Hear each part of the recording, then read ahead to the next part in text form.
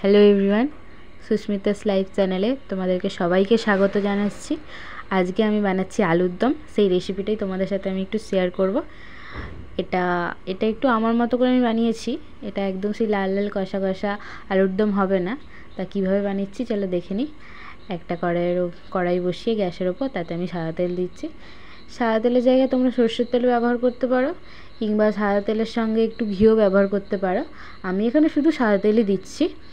সাদা তেলটা গরম হয়ে গেছে। এরপর আমি আলুর দমে ডুমো ডুমো করে কেটে রাখা আলুগুলো তেলের ওপর দিয়ে দেবো। আলুগুলোকে বেশি ভাজবো না, অল্প একটু লাইট গোল্ডেন ব্রাউন হয়ে গেলে আমরা তুলে নেব। কারণ এখন আমি আলুতে হলুদ দেবো না, তো অল্প একটু নুন দেব। নুনটা দিলে কি হয়, আলুটাও একটু ভালো করে ভাজা হয়, হাফ সেদ্ধ টাইপের হয়ে যায়, তার সঙ্গে আলুর ভেতরে পরিমাণ মতো নুনটাও চলে যায়। তাই জন্য আমি সবসময় ভাজাভাজির ক্ষেত্রে নুন হলুদ দিয়েই ভাজি, কিন্তু আজকে আমি নুন দিয়ে ভাজছি, হলুদ দিচ্ছি না এখন। তো আলুটা এখন ভাজা হোক। আলুটা ঠিক লাইট গোল্ডেন ব্রাউন হয়ে গেলে আলুটা আমরা তুলে নেব। ভাজা হয়েই এসছে আলুটা। এখন আরেকটু গোল্ডেন হলে আলুটা আমরা তুলে নেব।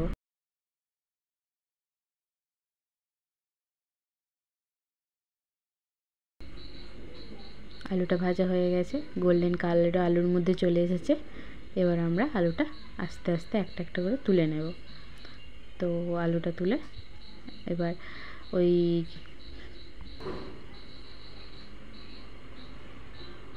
যেটুকু তেল ছিল আলু ভাজার পরে, ওই তেলের মধ্যে আমি কিছু গোটা গরম মশলা, গোটা জিরে, চিনি আর একটা শুকনো লঙ্কা ফোড়নে দিয়ে দিচ্ছি। তারপরে ওই তেলটা ওই গোটা জিনিসগুলো একটু ভাজা হয়ে গেলে এই পেস্টটা দিচ্ছি। এই পেস্টটার মধ্যে পোস্ত, কাজু বাদাম, কিশমিশ, আদা, টমেটো পেস্ট করে রেখেছিলাম, আমি সেই পেস্টটা দিয়ে দিলাম। পেস্টটা একটু সামান্য কষিয়ে নিই। কষে যাওয়ার পরে আমি একটা ছোট্ট বাটিতে হলুদ গুঁড়ো, লঙ্কার গুঁড়ো, জিরের গুঁড়ো, ধনের গুঁড়ো, নুন, পরিমাণ মতো চিনি, সেটা আমি গুলিয়ে রেখেছি। সেই পেস্টটা এরপরে দিয়ে দেব।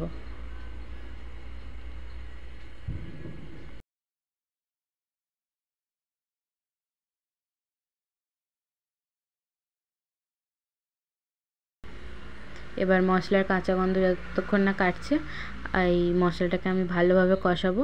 তেল ছাড়া অবধি মশলাটাকে ভালোভাবে কষিয়ে নেব। মশলা যত কষানো হবে রান্নার টেস্ট ততই ভালো হবে। তো একদম মিডিয়াম আছে আমি মশলাটা কষিয়ে নিচ্ছি আস্তে আস্তে।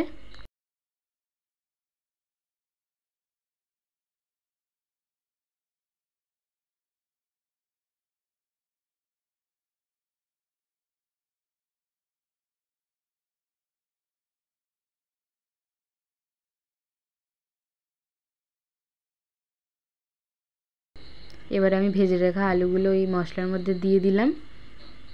তারপর আবার একটু 5 মিনিট মশলাটাকে ভালো করে কষিয়ে নেব, যাতে মশলাটার ফ্লেভার আলুর মধ্যে ঢুকে যায়। তো ততক্ষণ কষিয়ে নিয়ে তারপরে আমরা ওতে জল ঢেলে দেব।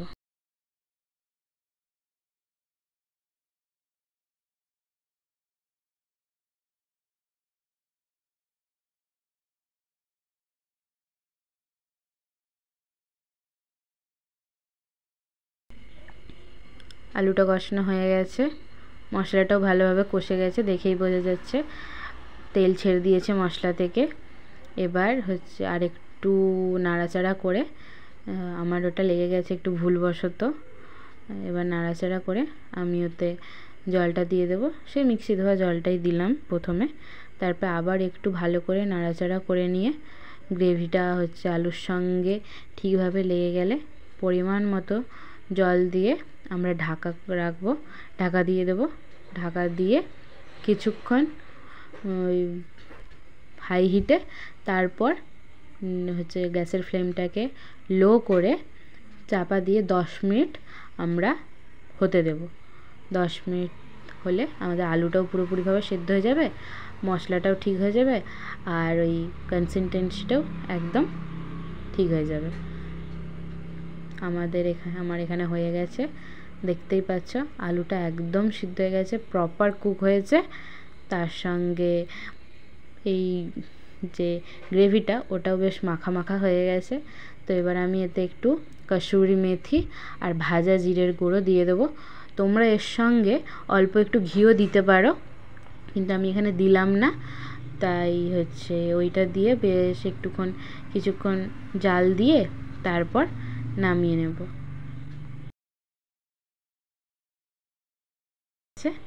এটা আমার মতো করে বানিয়েছি আমি। এটা যে কোনো তোমরা লুচি, পরোটা, রুটি, এমনকি ফ্রায়েড রাইস, বাসন্তী পোলাও এসব দিয়েও তোমরা খেতে পারবে। খুব ভালো হয় খেতে। একবার তোমরা ট্রাই করে কিন্তু আমাকে জানাবে কেমন লাগলো তোমাদের এটা। তো আজকের জন্য টাটা। আর আমি এটা সার্ভ করেছিলাম লুচির সাথে, বেশ ভালোই লাগছিল খেতে। আর আমি এটার জন্যই এই রেসিপিটা বানিয়েছিলাম। আজকের জন্য টাটা, সবাই ভালো থাকবে।